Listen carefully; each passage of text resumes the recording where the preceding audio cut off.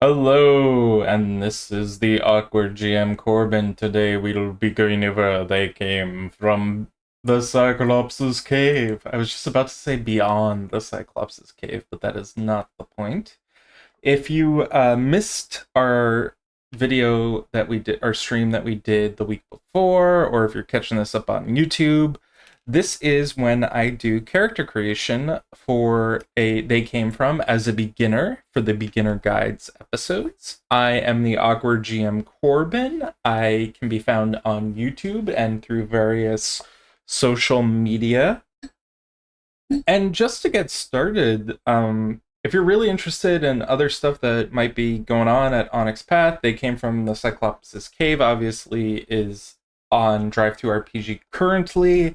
And then we have They Came From Classified as well, which is the pulpy spy They Came From series, which kind of lampoons. I guess I would say lampoons the spy genre, or it's an homage. It's an homage to the spy craft genre. So you have that one I'm really excited to do. I'll be going over that one next week.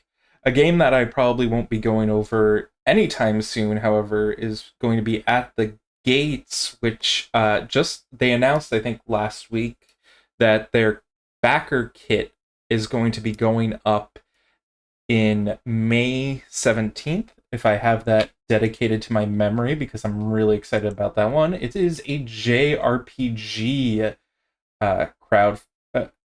It is a JRPG themed game.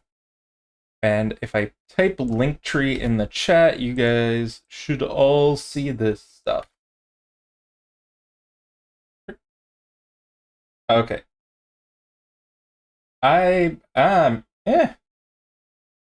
oh, okay, it's a landing page on Linktree. In any case, there's a bunch of tasty bits and jump starts coming up. The Ghost Hunter jump start, the Hunter the Vigil jump start. If you're interested in those, you can check those out. If you don't know what They Came From the Cyclops Cave is, it is a Hercules, Xena inspired, and I'm using those because those are my touchstones. You're sort of mythological fantasy, even normal fantasy, like sword and sorcery type role playing game in the vein of those old movies from the 60s and 70s, where you had, or even 80s, with like Conan the Barbarian, those types of movies with Arnold Schwarzenegger killing people in the various deserts of whatever world that was. I can barely remember it myself. I was very surprised last week when I went over this game that part of the inspiration was also stuff akin to Princess Bride and things of that nature. You have like the typical stuff, Monty Python and the Holy Grail is thrown in there, as well as a bunch of stuff like The Dark Crystal and Labyrinth. Labyrinth was one that's really surprised me, and I'm like, oh yeah, I guess those are the it's that type of genre. And one of my favorite characters or enemies that I'm going to throw into all my games, even the games that are not They Came From, are the stop motion skeletons. Because nothing says scary like a skeleton that looks like it is starting and stopping and made from claymation. The beast's most foul. I have to go all the way down here because honestly, I cannot get enough of that rule. Anyone who observes these undead in action gain the panic condition until the monster is defeated. In any case, you didn't come for this. You didn't come. Yeah, if you came last week, you're hearing stuff that you've already heard before. We need to talk about character creation. Now, I do have the character sheet up here. Um, Obviously, my player name. Oh no, it's not interactable. Did I download the wrong character sheet? Crap. Yes, I downloaded the wrong character sheet. I can be such an awkward person sometimes. I download the wrong thing. Luckily, it doesn't take too long to get the interactable character sheet up and running. Double checking that the stream is looking good. It is looking good. And oh, it is off kilter though, because I don't have that button pressed. That button is the magic button that centers the character sheet. And if you know what it is the bookmarks tab, which this does not have because it is literally just one page. It is pretty simple for a character sheet. And when I say simple, I mean easy to read and has everything that you need on it. Ooh, I may have some issues with showing the bottom of the page. No, you're not missing that much. You're just missing my death scene, but that's...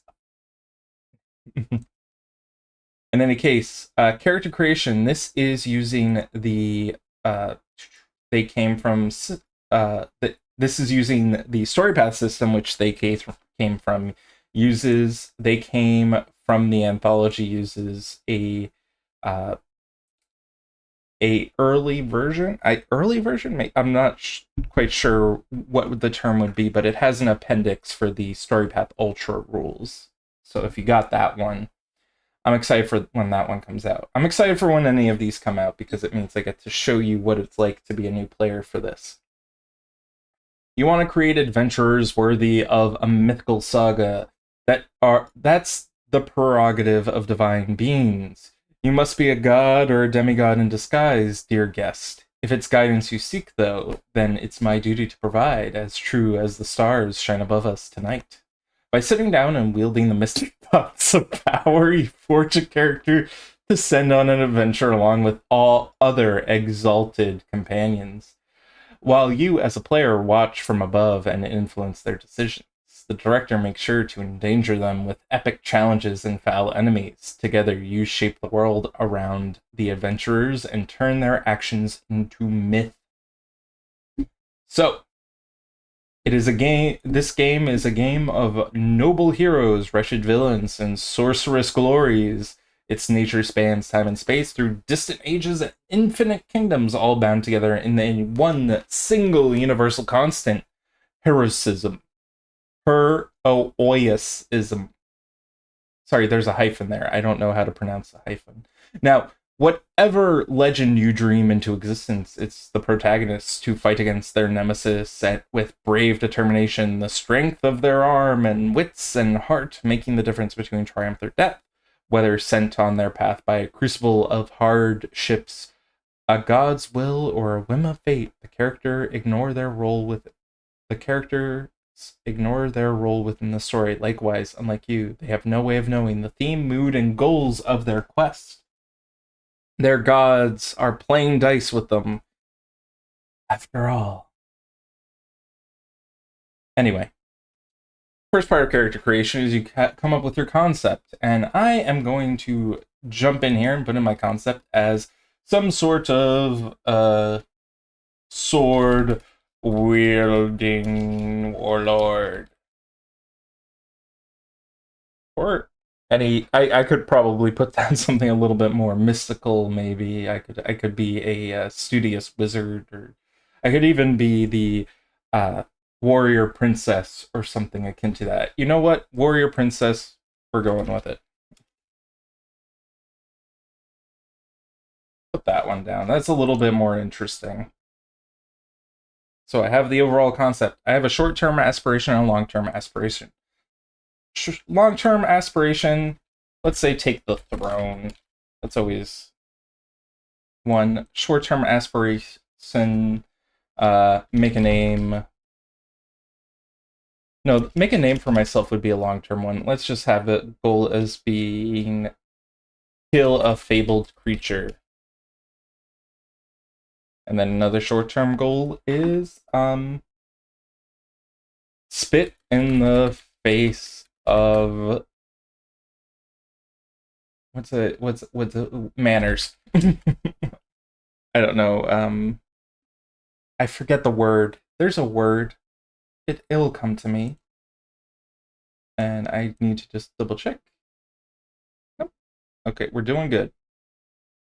We're doing this live, people. This is what you get from the live streams. Uncurated awkwardness. And we get to choose our archetype path.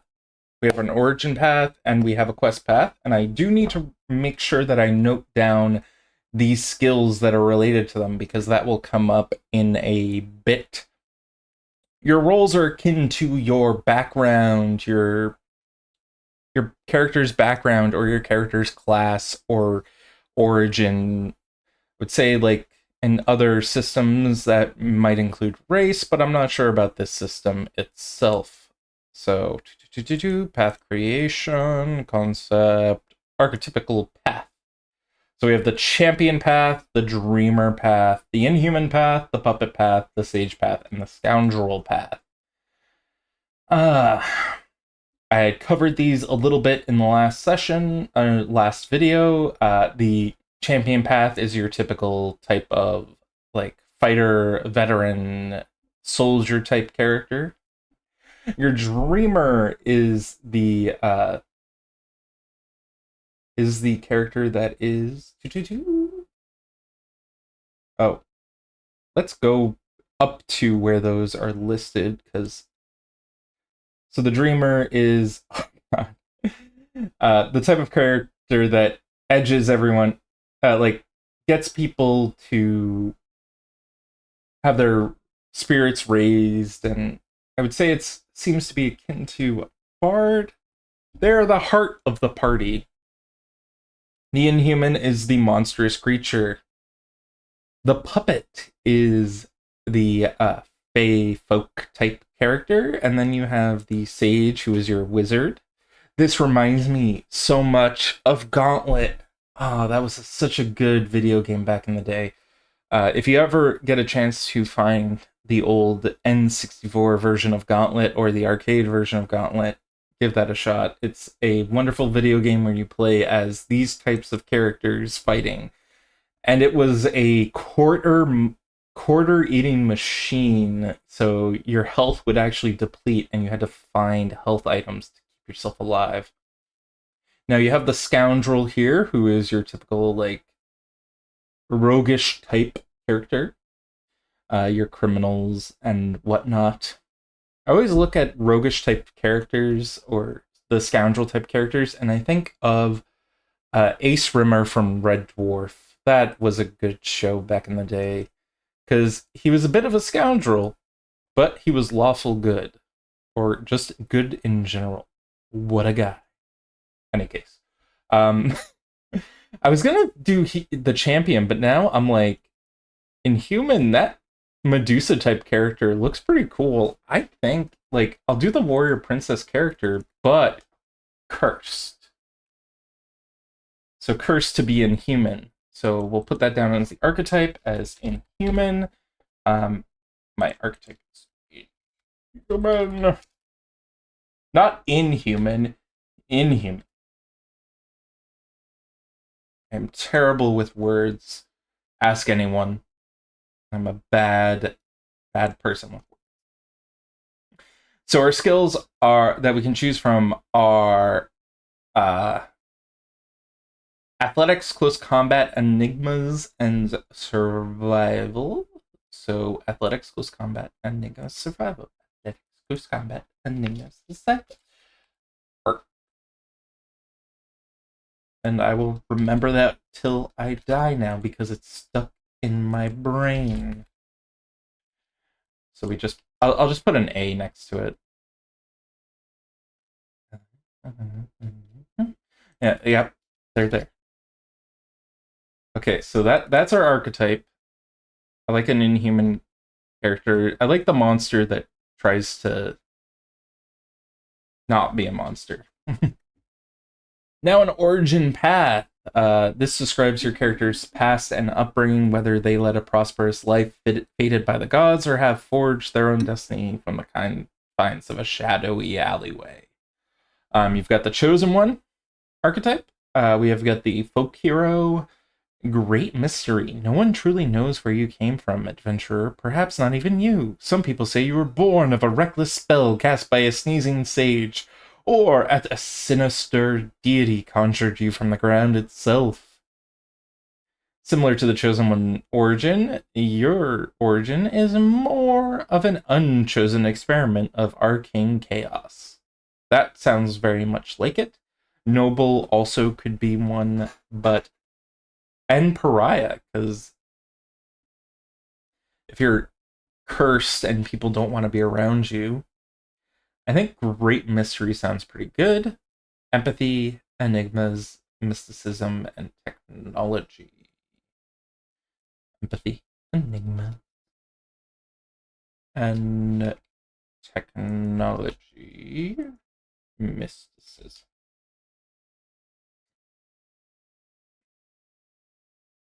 That one wasn't too bad. I'm not going to remember that one for my 9 days. Now we have quest paths. Do these differ?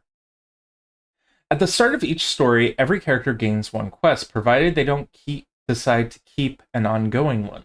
When a character completes their quest, they roll the attribute and skill they and the director and the rest of the group feel were most helpful in achieving their objective. Award a single experience to a number of players equal to the number of successes rolled. Directors should encourage the whole group to engage each other, review those whose actions led to the quest's completion, then vote on who gets the experience. Players are encouraged to frame fun narrative moments between different characters to explain the transfer of said experiences.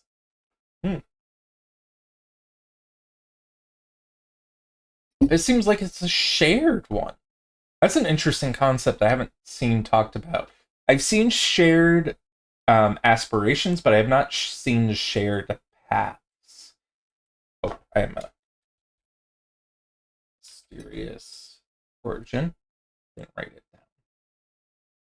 So we've got stuff like reclamation and retrieval, knowledge and the arcane, gathering and archiving, resurrection and romance.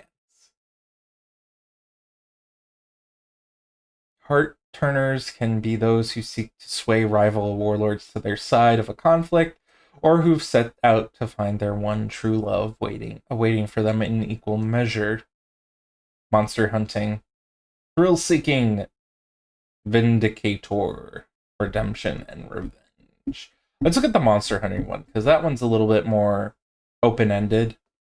And I did say I want to cut off something's head. You're on a mission to track down gigantic dinosaurs and saber-toothed cats, menacing innocent villagers, or gigantic statues and mythological creatures created by the gods for their potent blood, or whatever it is they're guarding within their labyrinthine lairs. There are many reasons to seek out and destroy stop-motion beasties, least of all their standing in the way of someone else's quest. But you are singular in your objectives. You keep it simple. An awful thing must be done, must be found out and slain. How this affects anyone else is their own business. Aim, close combat, mysticism, and survival.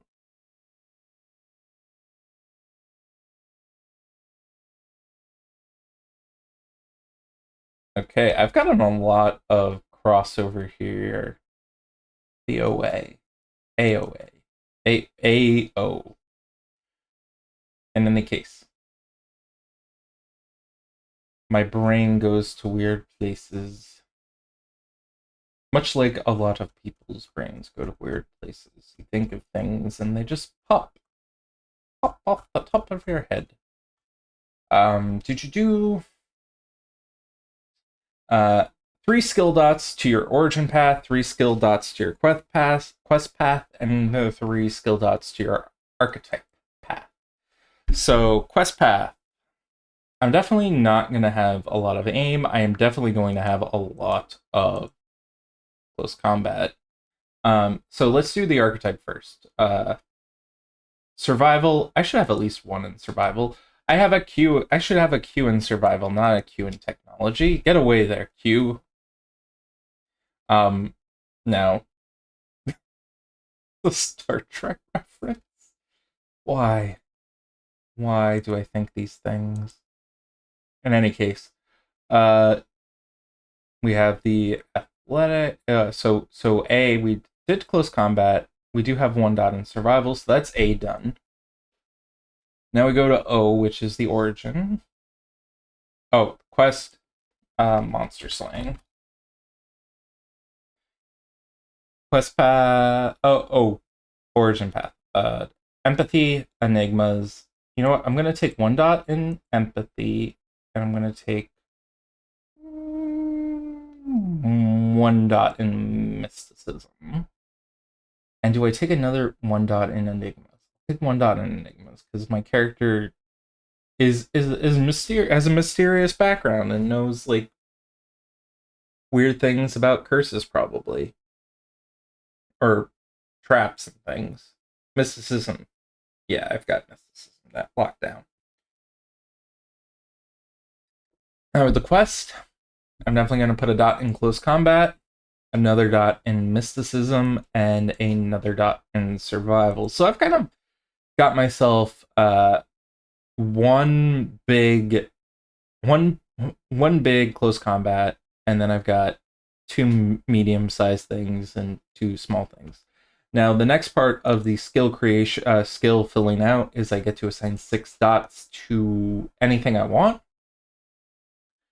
1 dot in larceny, just for good measure. Another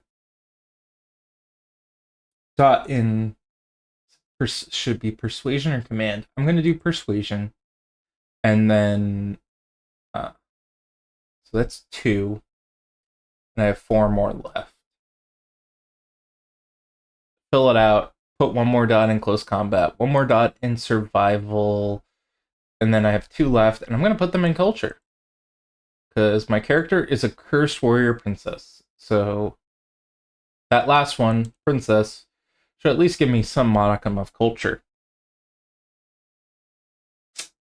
Even though I am spitting in the face of manners. Okay.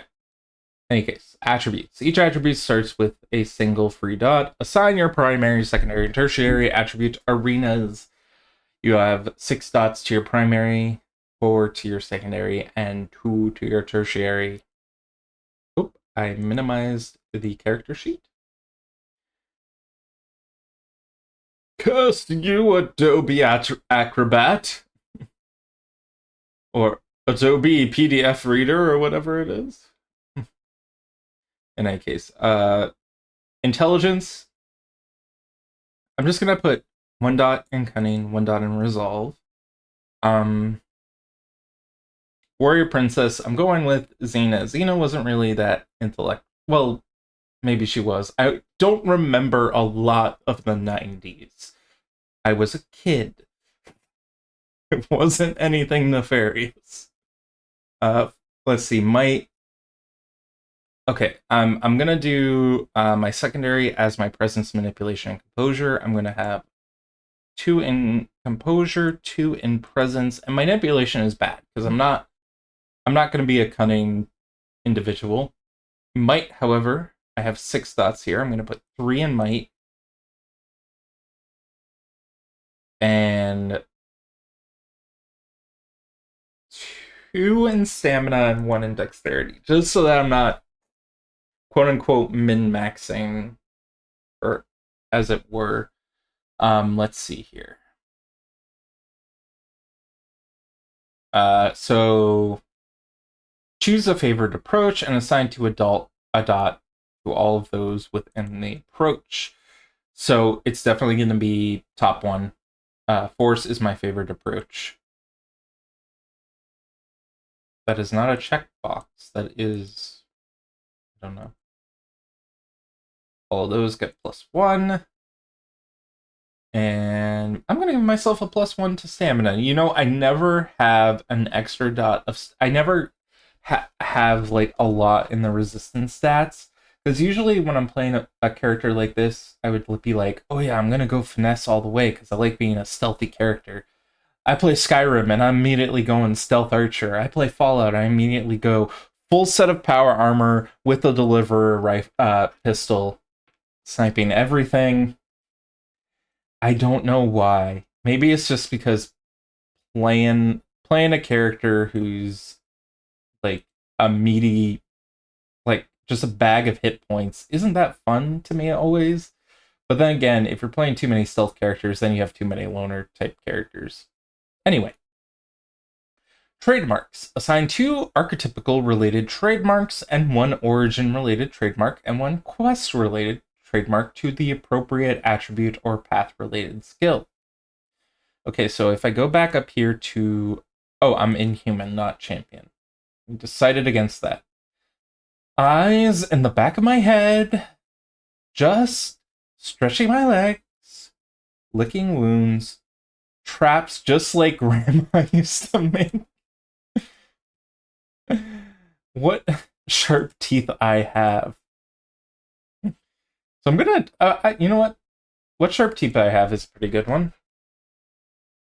I copy that. I'll have manipulation. Just stretching my legs is, I'm gonna definitely have to get that one, because it hits my might attribute.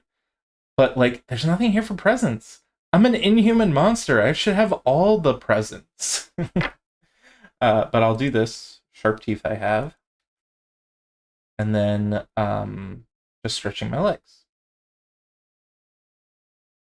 And these get assigned to those specific skills and attributes, but to save time, I'm just not marking them. And I love this character creation at a glance. It is basically a quick reference sheet for character creation. So I have one origin-related trademark and one quest-related trademark. So go back to those. Origin-related trademark. Example trademark of Grace Miss. It's not magic. It's science. It's magic, I tell you. Magic. There's more to the me than meets the eye. Don't waste a drop. I've seen more of this world than any other. Okay, if you are a fan of old-time fantasy movies or medieval movies, look no further than The Court Jester, in which you have the pellet with the poisons and the vessel with the pestle. The chalice from the palace is the brew that is true. They broke the vessel with the pestle and replaced it with a flagon with the head of a dragon. Anyway, this is why quippiness and trademarks and all this other like stuff that's very tropey is part of they came from, I feel. I don't have anything to say. I've never worked on an Onyx Path project, and like, but I feel like I'm right in thinking that old time Danny Kaye, is it Danny Kaye or Red Skelton? I think it's Danny Kaye. Movies, probably something that could fit in this. Okay, so for Monster Hunter, example trademark. I'm over here. This is no tragedy. Axes, spears, grab anything. Look at these tracks. Right between the eyes. Oof. None of these work really well, but I think axes, spears, grab anything. That one might work. They can't all be bangers. Or they can't all be related to my character, otherwise I think whoever wrote this book, probably Matthew Dawkins, and a bunch of great people who are in the credits section up at the top. Yep. Wait. Okay, the credits section is further than I thought. Okay, Matthew Dawkins, Michelle Masala, Michael Baker, Larry Lemmer, Hiromi, Matthew Dawkins, Chant Evans, Kimberly Godwin, Adam Hamilton, Clara. I am bad at those names. I apologize. Kristen Horner, Jason Inkazaski, Michelle Masala, and Tyler Middleton. Apologize for butchering names, but I did want to give people credit for writing this. In any case, back to the character creation. So we did the trademarks. Probably goes into more detail about the trademarks. For which actions are you renowned? Trademarks represent the cliche specialized actions we're all expecting a character to make over the course of a story. Trademarks are tied to skills and attributes. When your character uses a skill or attribute in a way that represents or reflects a trademark tied to it, you gain 2 additional dice to roll on that action's roll. If the roll is successful, you gain directorial control over the scene. When the director grants you directorial control, you can use it at any point until the end. of the scene. And as long as your character acts in a way that fits with the trademark, you gain an additional die, and the additional die and the chance at directorial control. You can only invoke a trademark once per story. Your character begins play with 4 trademarks. And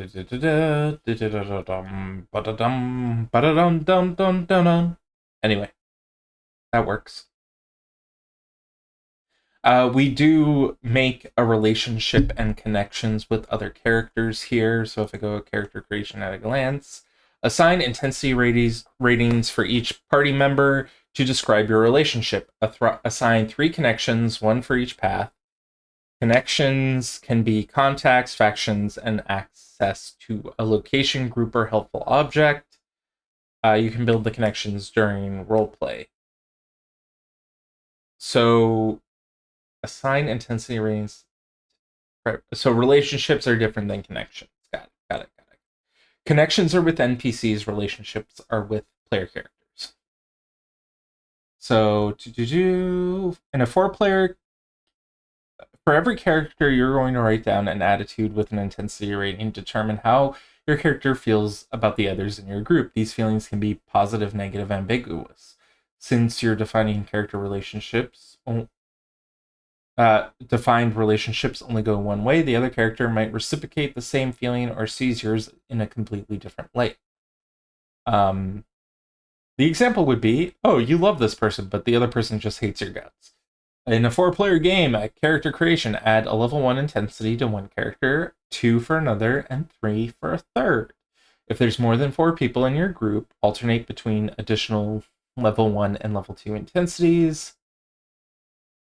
I don't see what happens when you have a smaller group, but for me, what I would decide is to remove the level 1 intensity, because it's probably fun, like more interesting if you have higher level intensity than lower level ones. But that's just me. That's my table.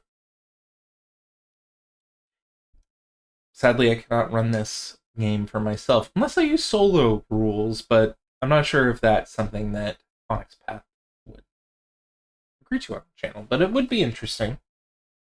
Hey, Onyx Path, if you do solo rules at any point, let me know. You've got my email. Anyway. Final touches. Oh, we're almost already at the end. Oh, so we did the connection. So we can't do the connections because we don't have any other players. Or, no, we can't do the relationships because we don't have any other players. Connections. For my connection to my inhuman archetype, I'm going to say a group of other monsters.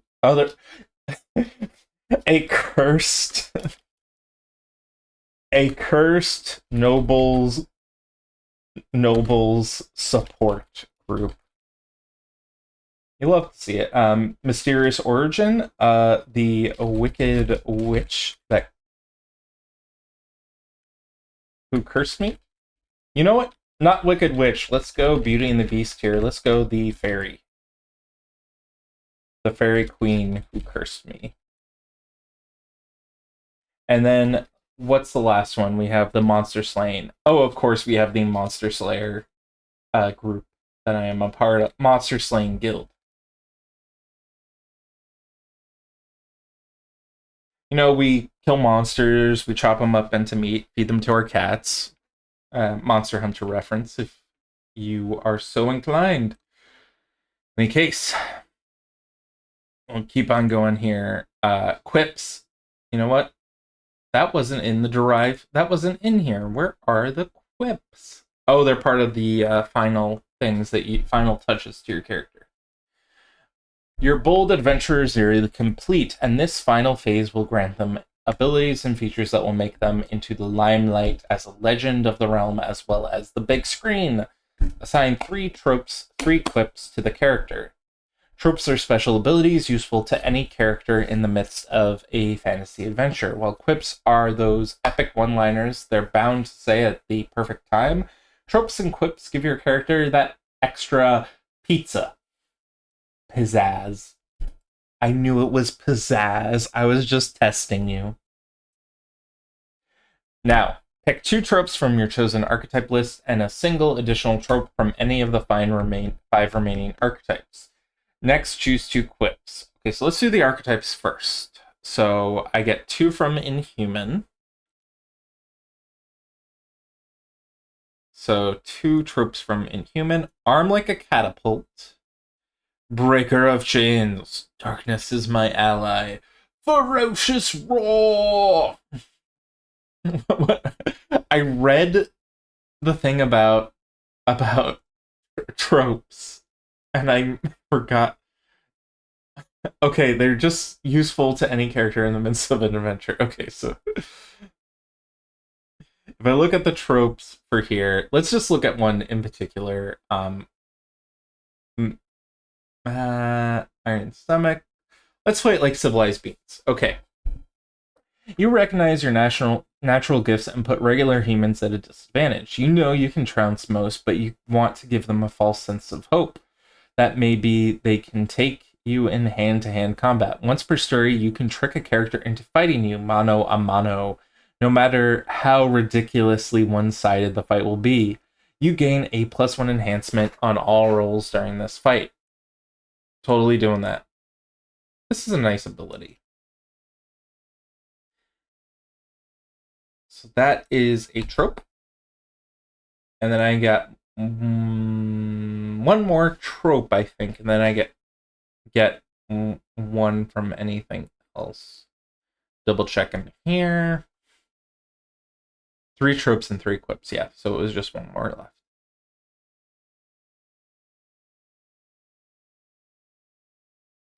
Now, jog the man's memory. Once per story, when questioning an enemy who's hiding vital intimidation, you may roll command or persuasion plus presence. Difficulty 3. If successful, they surrender all information and join your cause without further need to intimidate them. If failed, this ability may be used once more on a different character. Jog the man's memory. That one's a good one. I said jog the man's memory. There we go. I didn't hit Control-C fast enough, apparently. Now I get to choose one from another character type. We have the champion. As the prophecy foretold, mistaken birth.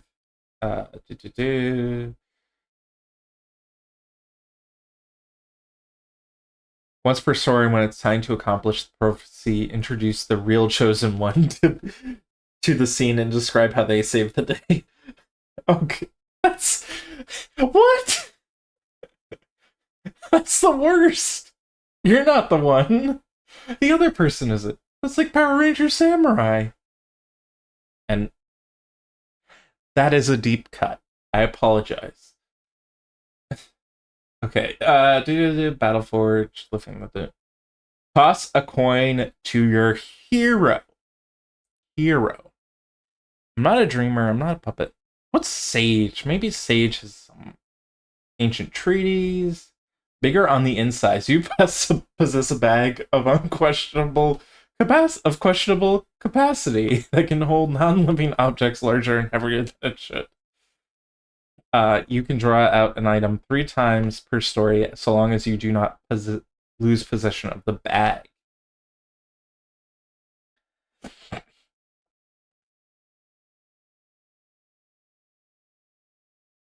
So long as you don't lose possession of the bag, explain how it works, or name it as something other than a mundane bag.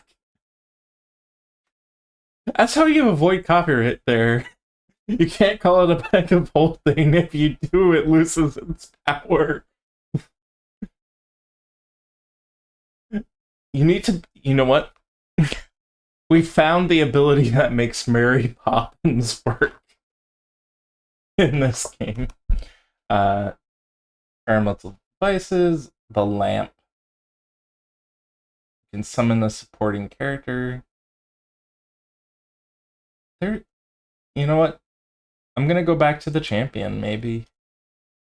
What about here? Let's Scoundrel, Sticky Fingers, Trapmaster, Hidden Cache, Catch.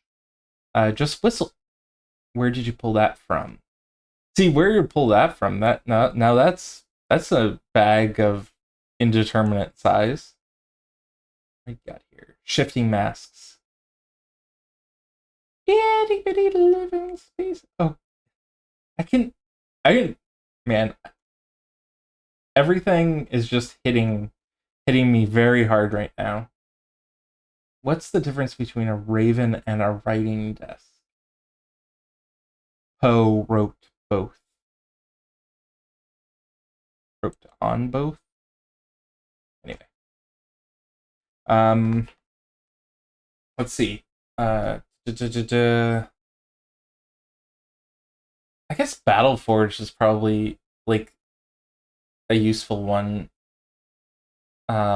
It grants me a +1 enhancement on post-combat rolls and the deadly tag to my attacks. Once per story, you may apply this enhancement to an encounter with a monstrous foe. Yes, yes. Battleforge can work for this character.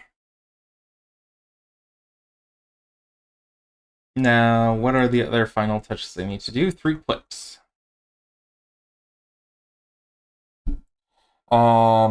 Epic one-liners that are bound to say at the perfect time.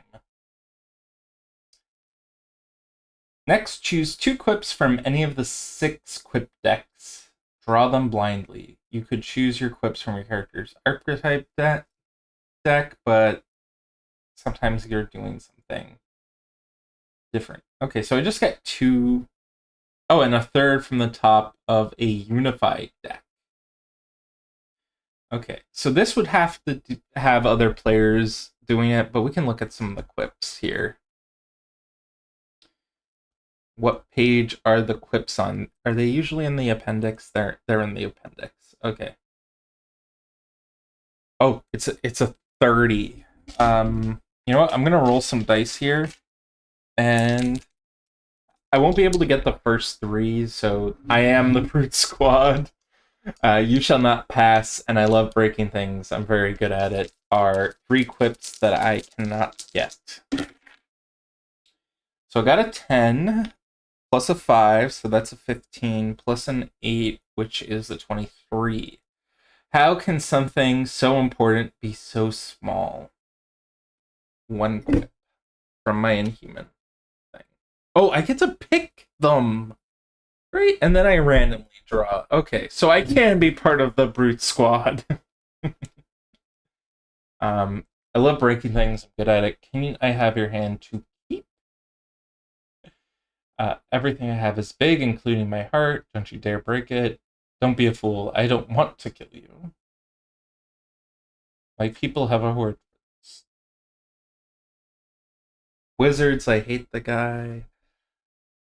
In the beginning, it was always... I want to know where all these quips come from.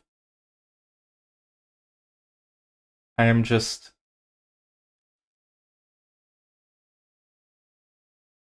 And now there's another toss a coin to your something reference. Okay. I am the brute squad. Quip number 1. And then I get to... now it's my turn. Well, that's just perfect. It's just a Catwoman line. You won't like it if I have to chase you. I'll just carry you. You know what? Warrior Princess, I will just carry you, is perfectly fine.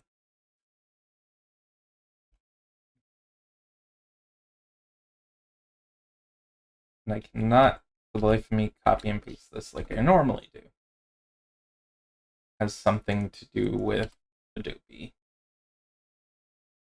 When in doubt, blame Adobe. Don't blame anyone for creating the PDF thing, because this usually works for me in other PDF viewers. I just only have Adobe on my computer. That and Chrome uses a crap ton. Anyway. So we're at the 8:45 mark. I have not a lot left for the character creation. Let's see. What else we got here? Oh, is that their stunts? Do I add stunts now? Uh, so I've got my quips ready. I've got no tweaks to do. I am good on that front. Now I am going to search because I feel like I'm missing something here where it is stunt.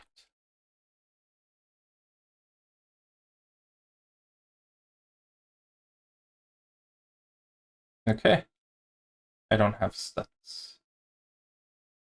Oh, stunts are roll are things you can use roll. For instance, in close combat, I can purchase the impressive stunt. Um, you take an action that successfully deals damage to an opponent, increase that character's attitude toward you by one as they respect my fighting style. I could be flashy. I could be daring. Uh, I can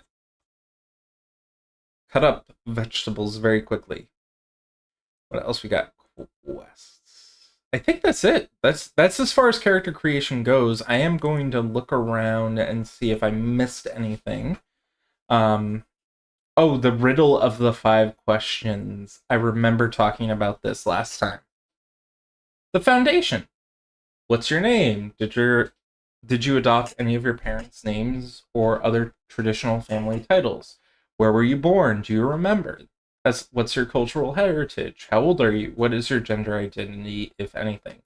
We've got warrior princess, first warrior princess. Let's say her family heritage. She doesn't know where she is from, but she does know that she has royal heritage due to a mysterious birthmark. Family, no family to speak of, however, was adopted by an old blind priest, akin to Frankenstein.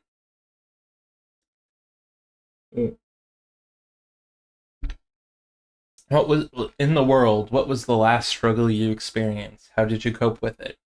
Who else around you suffered from it? You know what? Let's say my character is looking like that Medusa lady, and people think that she can literally turn people to stone, but she can't. It's a terrible slander. It's been she tries to dissuade people about it, but for some reason it just stuck. Took. It just took. Now, we have the morality. Do you believe in good or evil? For those that do, where do you fall on that spectrum? What would you sacrifice everything for? For whom do you live for? If you had an unlimited amount of coins, who would you toss them to? That is not what it asks, but it is more like, what would you do with all that money? Would you just become Conan? Conan became king, but that was a story for another day. Morality. I think she probably has a more gray morality compared to others. Uh, she was cursed by a fairy queen, so she doesn't really like the trickster people, but that's about it. Um, what famous actress portrays your character in this story? Is this their first motion picture film? Are they a veteran? You know what? Up and coming starlet, someone from like 50s, 60s era, like the ones that that have that, like if I were to look up like a Marx Brothers romantic interest, probably something like that. But they would have a name like that because for some reason old timey names it was always like Mabel something or other. Anyway, we have the path creations, we have the tags, connections. Not much of the stuff you're probably going to have to worry too much about when it comes down to it. Character creation stuff, character advancement, we should talk about. Ooh, you can abandon your quest. Unfor sometimes things take a little bit longer than initially anticipated, especially with multiple adventurers, each equipped with their own quest, vying for the rudder's attention. Additionally, things might have a simple taken a turn for the impossible, requiring otherwise intrepid adventurer to pause and reconsider their objectives. When a quest must change, you retain your previous quest path rating, but now apply it to a new quest path. You lose any connections you had to the previous quest path and will need to pick new ones, which always stay at the same rating. Your skills and trademarks do not change. Okay, that is good to know. Experience points that you are going to gain. Character players attend the game, you gain 1 XP. Short aspiration is achieved, you get 1. Group, all of you achieve your short-term aspirations in the same session, 1 experience. Line it all up together. You know what? I wanted to kill someone. You wanted to seduce someone. Seduce them into my blade. Anyway, character long-term aspiration is achieved. All characters must achieve their long-term aspirations before earning this experience again. Oh, okay, so that forces you to rely on other players to you can't hog the limelight is what that rule is saying to me. For instance, if I finish my long-term quest and I'm suddenly like, okay, I have a new quest. We need to save my family from being thrown into the sacrificial volcano pit. We can't do that quest right now, though, because Jeremy needs to get dentures. That was your quest, Jeremy. I don't know why I chose Jeremy. If there's a Jeremy watching, they are probably confused. In any case, XP costs, pretty standard, 10 XP for attribute, favorite approach, changing your favorite approach, not getting a new one. And then you have your path, add 1 dot to an existing path or gain a new path. Then you have tropes, skills, and trademarks. I feel like quips change around probably very quickly. Let's look at the appendix for just a little bit. We have some fiendish plots here, some desires, the target, weapons and spells. Ooh, motive. See, my motive, when I did Storypath Nexus Project, the motive was a 1d10. This is 1 out of 20. Hidden Curse. Part Goblin. They have 2 Goblin Brag Bag powers. Ooh. Part Kraken. Part Siren. Shapeshifter can assume the form of anyone roughly their size. And then we have the various fantastical settings. So you have the merry old England. You have a ruined or forgotten kingdom, ancient Greece, ancient Persia, Great Zimbabwe, Atlantis, medieval Ukraine, the 20 Rivers Empire, the Crying Mountains, Fairy Tale Land, Prehistoric Plains, the Moon, the Regime, Hope, a regime change, peace, revolution, return to tradition, location, events. Okay, you've got a lot of stuff to work with if you are dying to do some world generation. Stunts. Atlas did not shrug. Oh, these are all based on the various different powers. That's good to have a handy little list here. Cinematics. Ooh. Costs and rewrites. Take more injuries to protect everyone else.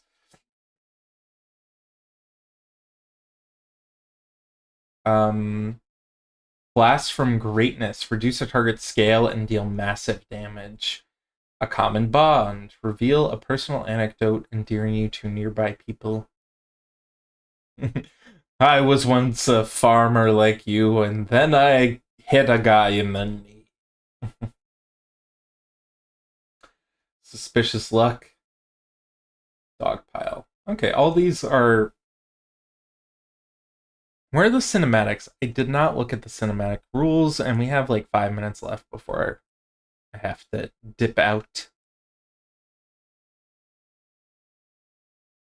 Cinematic powers. Quips. Cinematic deck. Oh, using quips.